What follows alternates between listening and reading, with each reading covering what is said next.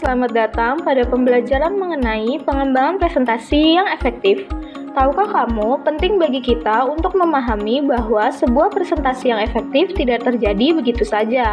Di balik penyampaian yang terlihat lancar dan meyakinkan, ada proses yang melibatkan perencanaan yang matang, persiapan yang cermat, dan pelaksanaan presentasi yang tepat.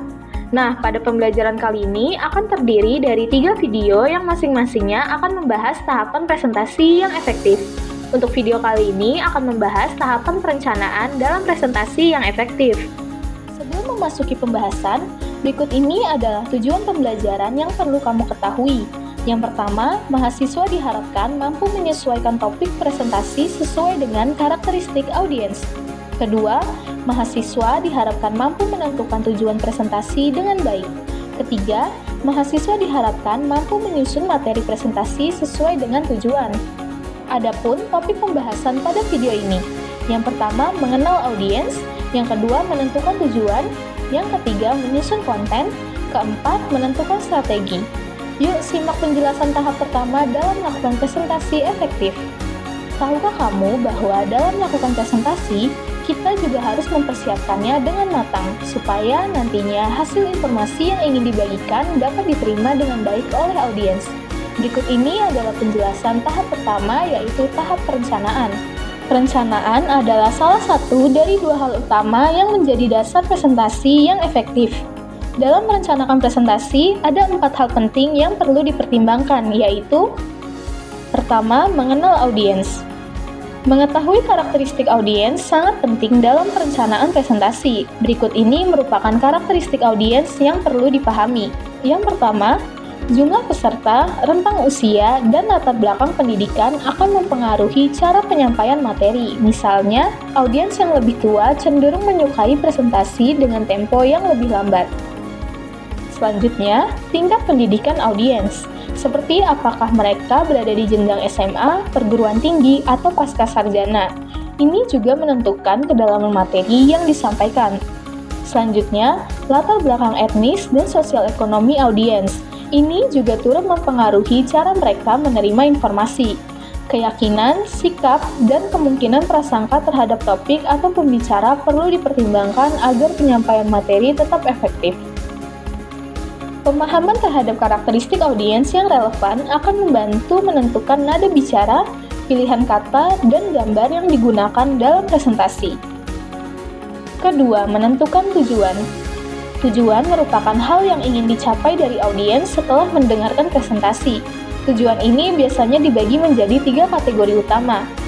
Pertama, tujuan psikomotor, yang berkaitan dengan keterampilan fisik seperti membangun, menggunakan alat, atau melakukan suatu tindakan. Yang kedua, tujuan kognitif, yang berkaitan dengan pengetahuan, seperti mengenali sesuatu, mengingat informasi, atau memecahkan masalah. Yang ketiga, tujuan afektif. Ini berkaitan dengan perasaan, sikap, atau penghargaan terhadap sesuatu. Ketiga, menyusun konten atau materi. Setelah memahami karakteristik umum audiens dan merumuskan tujuan dengan jelas, langkah selanjutnya adalah memilih dan menyusun isi presentasi. Isi harus sesuai dengan tujuan dan mempertimbangkan pengetahuan audiens terhadap topik. Penyusunan isi bisa dimulai dari gambaran umum yang diikuti oleh penjelasan secara bertahap, atau bisa juga disusun dengan cara lain yang sesuai dengan kebutuhan audiens, gaya penyampaian pembicara, dan materi yang dibahas. Dalam tahap ini, berbagai faktor perlu dipertimbangkan agar isi tersampaikan secara jelas dan efektif. Keempat, menentukan strategi. Setelah isi tersusun, langkah berikutnya adalah menentukan strategi penyampaian yang tepat. Perlu diketahui bahwa beberapa bagian dari pesan bisa lebih efektif disampaikan melalui kata-kata, sementara bagian lain lebih baik disampaikan melalui visual. Dalam perencanaan strategi ini, perlu juga untuk mempertimbangkan penggunaan media seperti media audiovisual, karena dapat membantu memperjelas dan memperkuat penyampaian ide. Berikut ini adalah manfaat dari penggunaan media audiovisual. Pertama, menarik perhatian, karena peserta cenderung langsung melihat apa yang ditampilkan. Kedua, mempermudah pemahaman, seperti grafik yang membantu menjelaskan dan menyederhanakan informasi verbal yang rumit.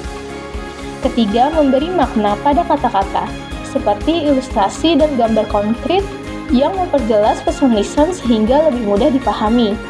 Keempat, mengatasi keterbatasan, ukuran waktu, jarak, dan ruang dalam penyampaian materi. Kelima, meningkatkan daya ingat, karena cenderung lebih mudah diingat oleh audiens dibandingkan informasi yang hanya didengar saja. Selanjutnya, seperti yang sudah dijelaskan sebelumnya, bahwa penting untuk mempertimbangkan penggunaan media yang sesuai untuk membantu kegiatan presentasi. Lalu, apa saja media yang dapat digunakan dalam kegiatan presentasi? Yang pertama, flip chart. Flip chart merupakan media presentasi yang fleksibel, mudah dibawa dan digunakan, serta tidak memerlukan listrik, sehingga cocok untuk presentasi di berbagai tempat. Jen Wildy, Direktur Windham County United Way, sering menggunakannya untuk presentasi informal kepada audiens kecil.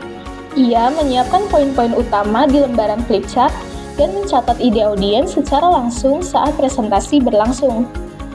Kedua, slide.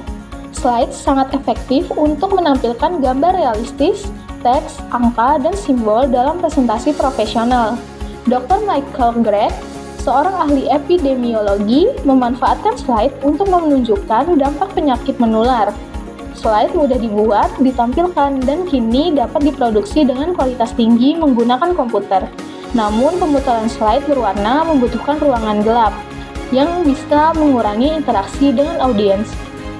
Ketiga, overhead transparansi. Overhead projector dapat digunakan karena transparansinya mudah dibuat, murah, fleksibel, dan memungkinkan interaksi langsung dengan audiens. Media ini tak memerlukan ruangan gelap, dan transparansi bisa dimodifikasi langsung saat presentasi, cocok untuk audiens kecil hingga menengah. Keempat, video atau video tape. Video efektif untuk menunjukkan gerakan, situasi realistis, dan menciptakan dampak kuat. Cocok untuk pelatihan atau pembelajaran mandiri, serta dapat digunakan dalam video conference. Namun, produksi video berkualitas tinggi membutuhkan waktu dan biaya besar. Yang kelima, kamera presentasi. Kamera presentasi memungkinkan demonstrasi visual yang detail, seperti membelah katak dalam pelajaran biologi. Kamera ini menampilkan objek 2D atau 3D secara langsung, tapi memiliki keterbatasan dalam fokus dan resolusi gambar. Keenam, computer-based media atau LCD projection panel.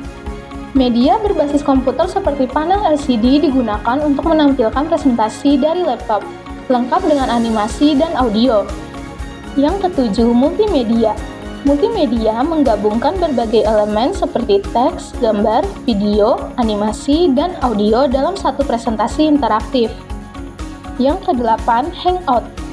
Hangout membantu audiens mereview materi, mencatat poin penting, dan menjadi referensi praktis setelah presentasi. Bermanfaat juga bagi peserta yang tidak hadir, serta melengkapi materi dari media visual seperti slide atau transparansi. Nah, sekarang kamu sudah mempelajari tahap perencanaan dalam presentasi yang mencakup mengenal audiens, menentukan tujuan, menyusun konten, dan memilih strategi yang tepat.